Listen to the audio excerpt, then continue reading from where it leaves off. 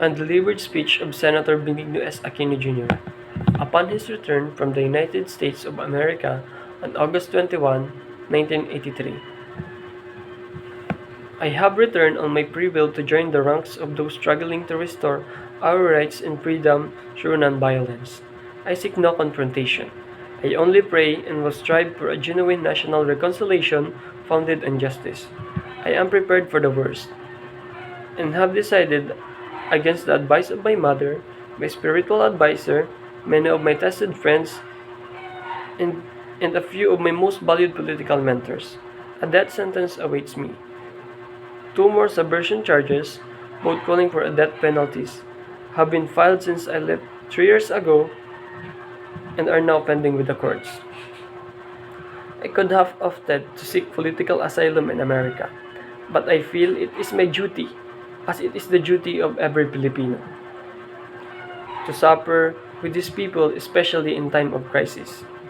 I never sought nor have I given assurances and promise of leniency by the regime. I returned voluntarily armed, only with a clear conscience and fortified in the faith that in the end justice will emerge triumphant. According to Gandhi, the willing sacrifice of the innocent is the most powerful answer to insolent tyranny that has yet been conceived by the God and man. 3 years ago, when I left for an emergency heart bypass operation, I hoped and prayed that the rights and freedoms of our people would soon be restored, that the living condition would improve, and that bloodletting would stop. Rather than move forward, we have moved backward. The killings have increased. The economy has taken a turn for a worse, and the human rights situation has deteriorated. During the martial law period, the Supreme Court heard petition for habeas corpus. It is most ironic. After martial law has allegedly been filed, the Supreme Court last April ruled it can no longer entertain petition for habeas corpus for person detained under presidential commitment order, which cover all so-called national security cases in which under present circumstances and cover almost anything. The country is far advanced in her times of trouble, economic, social, and political problems. We devil the Filipino. This problem may be surmounted if we are united. But we can be united only if all the rights and freedoms enjoyed before September 21, 1972 are fully restored. The Filipino asks for nothing more, but will surely accept nothing less than all the rights and freedom guaranteed by the 1935 Constitution, the most sacred legacies from the founding fathers. Yes, the Filipino is patient, but there is a limit to his patience. Must we wait until the patience snaps?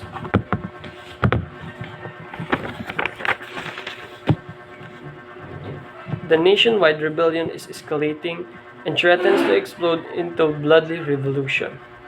There is a growing cadre of young Filipino who have finally come to realize that freedom is never granted. It is taken. We must relive and agonize in the bloodletting of the past that brought forth our republic, or can we sit down as brother and sister and discuss our differences with the reason and goodwill? I have often wondered how many disputes could have been settled easily had the disputants or dared to define their terms. So, as to leave no room for misunderstanding, I shall define my terms. 1. 6 years ago, I was sentenced to die before firing squad by military tribunal whose jurisdiction I steadfastly refuse to recognize. It is now time for regime to decide, order my immediate execution, or set me free. I was sentenced to die for allegedly being the leading communist leader. I am not a communist, never was and never will be. 2. National reconciliation and unity can be achieved but only with justice, including justice for our Muslim and Ifugao brothers. There can be no deal with dictator, no compromise with dictatorship. 3. In a revolution, there can really be no victors, only victims.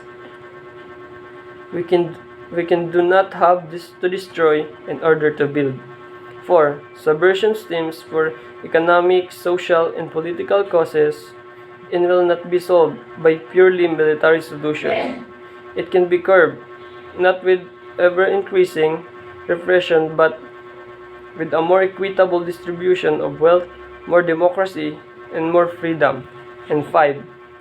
For the economy to get going once again, the working man must be given his just and the rightful share of his labor, and to the owners and managers must be restored in hope where there is a much uncertainty, if not despair. On one of the long corridors of Harvard University are carved in granite the words of Archibald MacLeish. How shall freedom be defended? By arms when it is attacked by arms, by truth when it is attacked by lies, by democratic faith when it is attacked by authoritarian dogma, always in the final act, by determination and faith. I return from the exile and an uncertain future with only the determination and faith to offer faith in our people and faith in our God.